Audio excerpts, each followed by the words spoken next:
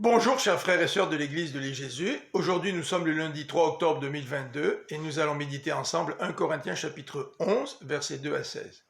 Ce passage présente plusieurs difficultés et je vous conseille de le lire avant d'écouter la capsule. Pour cette méditation, je me suis servi de la Bible d'études du Semeur. Première expression à examiner. Képhalé. Képhalé en grec se traduit par chef, tête ou source.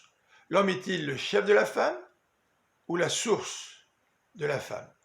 Remarquons que jamais cette expression képhalé est employée dans le sens de source dans le cadre de relations humaines.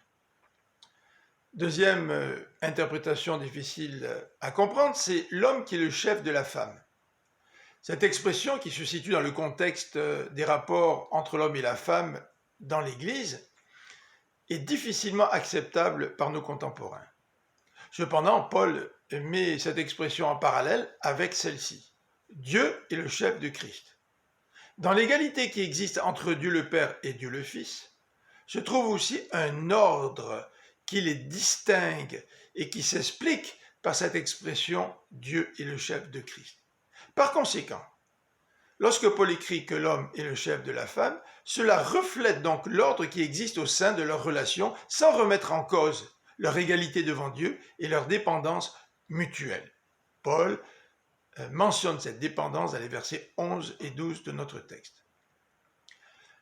Paul précise aussi que la tête de la femme doit être couverte alors que ce n'est pas nécessaire pour l'homme.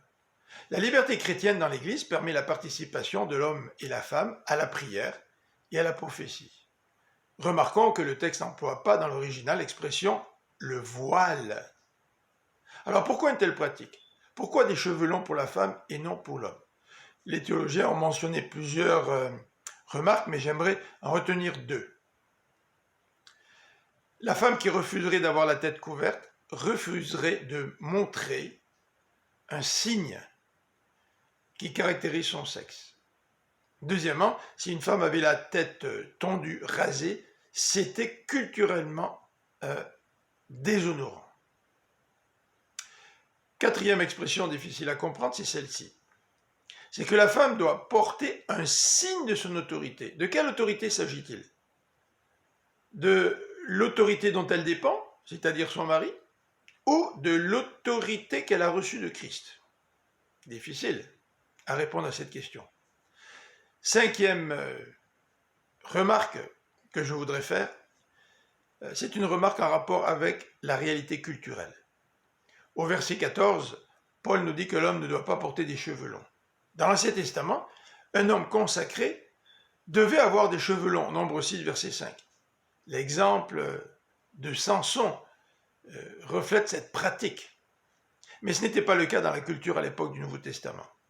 Donc il est important de tenir compte des conventions sociales pour ne pas nuire à l'Évangile. Attention aussi, lorsque nous essayons de comprendre ce texte, de ne pas nous diviser avec nos frères et sœurs, car c'est un passage difficile. Que Dieu vous bénisse. À demain.